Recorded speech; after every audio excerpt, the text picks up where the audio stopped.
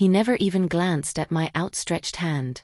Marcus Hale, the hotshot new CEO, strode into the boardroom like he owned gravity itself. He pumped hands along the row, strong, charismatic squeezes, a flashy grin, a witty remark for each executive. When he reached me, my palm still extended, he stared at it like it was invisible, then at my face with cold dismissal, and marched on. Without breaking stride, he tossed over his shoulder, "We don't bother with farewells for those on their way out." The words hit like a gut punch. Awkward chuckles rippled through the room. Loyal, nervous. Eyes darted to laptops. No one dared speak my name. Melina Voss. For 12 years, I'd worked in the shadows of Apex Global, vetting billion-dollar commitments, crafting ironclad protections in compliance and funding gates that shielded the firm during market crashes. No fanfare, just survival. I was never the spotlight type. I delivered results. Marcus Hale brought enough showmanship for the entire C-suite.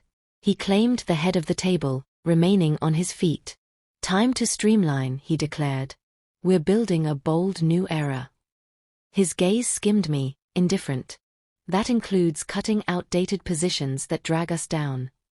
Then, offhand, as if deleting an email, "Elena Voss, your role ends now." No justification, no process. Just forced claps from the room, met with thick silence beside them. He rambled about innovation, bold choices, leaving baggage behind. He packaged brutality as straight talk, and awaited nods of approval. HR flanked him, poised with exit forms, syncing their approval like clockwork. I stayed composed, spine straight, voice steady. I knew challenging a man like Marcus mid-performance only amplified his stage. He craved drama. I denied it. As he wrapped up, I addressed HR directly. "For documentation, what's the precise effective date and time of this termination?" The air tightened. Notes halted mid-scribble. Marcus smirked, impatient. "Immediately." "I'll require the verbatim wording," I pressed evenly, "and official timestamp." A flicker crossed his face, barely perceptible, but I caught it. His first crack. Humiliation burned, then cooled into focused resolve. The kind that simmers, patient and lethal. What followed didn't erupt in that boardroom. It ignited the instant they assumed closure. Alone afterward, the sting lingered not from his arrogance, but from the invisible contributions he dismissed. Late nights refining deal terms to avert disasters. Overhauling clauses at dawn to block hidden liabilities. Approving barriers that averted fines no one noticed. Those efforts earned no accolades, just quiet stability I valued because it endured. Marcus parachuted in after the heavy lifting, rebranding inherited strength as his genius. He claimed victories I'd architected, flashing charm in the final handshakes. His pedigree gleamed, elite degrees, polished quotes, zero risks taken. He skimmed overviews, skipping dense details. Contracts. Mere paperwork for underlings. True power, he assumed, came from the corner office plaque.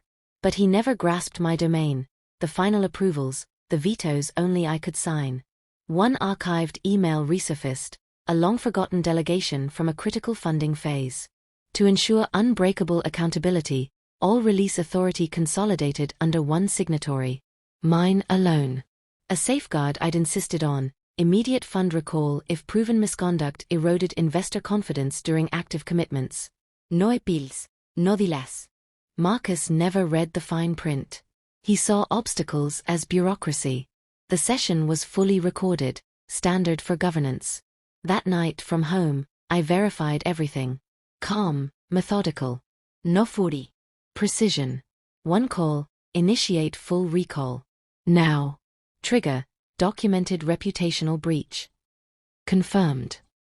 By dawn, $1.8 billion vanished from commitments. Legally, irrevocably. Marcus arrived triumphant the next day, oblivious. Phones exploded. Emergencies. Convened. Markets tanked. He begged, threatened, blamed. I cited clauses.